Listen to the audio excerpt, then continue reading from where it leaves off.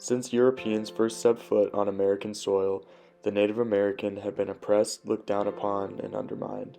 Despite this, when the United States finally intervened in World War II, the socioeconomic position of Native Americans rose higher than ever, as evidenced by the opportunities gained from incredibly high military enlistment, native code talkers becoming a military necessity, and the work many natives found beyond the reservation on the home front.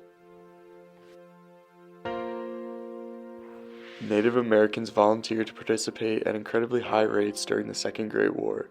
Native American men flocked to join the fight in droves. In 1942, 40% more Native Americans voluntarily enlisted than were drafted, and from 1942 to 45, enlistment among natives grew from 7,500 to 22,000 men annually. All in all, from Pearl Harbor to the end of the war, Native population in the military grew from about 5,000 to more than 44,500. Men like the decorated Lieutenant Ernest Childers, Lieutenant Jack Montgomery, Lieutenant Van Barfoot, and Major General Clarence Tinker proved that the Native American could be, as the white Major General Lee Gilstrap put it, quote, "the best damn soldier in the Army." The natives who joined the fight in World War II helped prove to the rest of the nation that a native was just as capable, and just as much a patriot for that matter, as anyone else.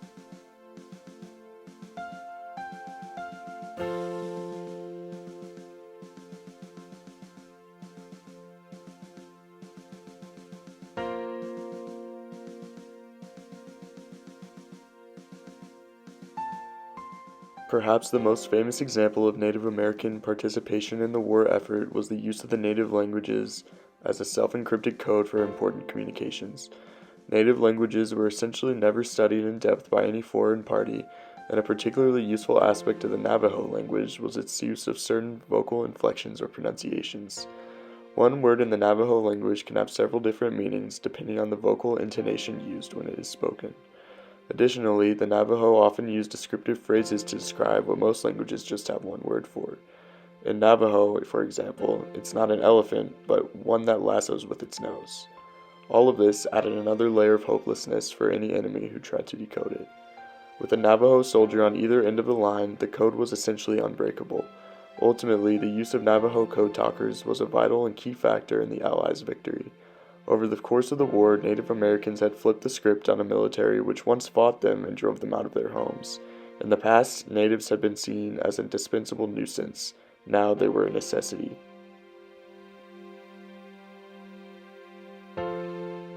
Participation was not limited to military service, however. On the home front, an estimated 150,000 Native Americans had directly participated in industrial, agricultural, and military aspects of the war by 1945, as about 40,000 Native men and women ages 18 to 15 found jobs in defense industries which, for the first time, took them off of their reservations. American Indians contributed greatly in the sale of war bonds, buying $50 million worth of them by 1944. At $2,500, the average Native American income in 1944 was up 2.5 times from 1940.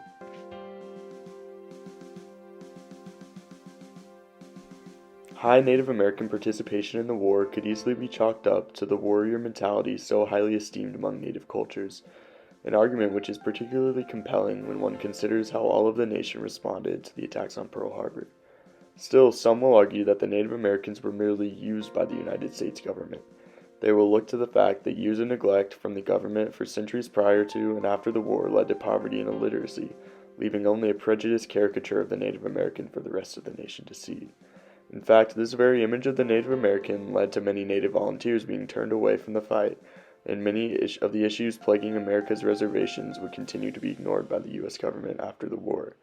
On the other hand, none of these issues were being fixed prior to the war anyway, and the opportunities presented to Native Americans paved a much wider path to their success.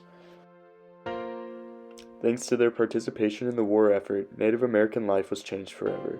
As a people who had long been segregated from the majority of the nation, they finally had a reason to leave the reservation and intermix with the rest of the country's population, where they were highly revered and respected for their patriotism and devotion to the cause. When the war was over, many natives returned to their life on the reservation. Nobody was forcing them to leave behind their heritage or assimilate into white American culture. However, thanks to World War II, many natives also found that they were able to thrive outside the reservation. which might have been unthinkable prior to the war. Through their participation, natives found that they could find abundance and prosperity in America whichever path they took, within the reservation or outside of its boundaries.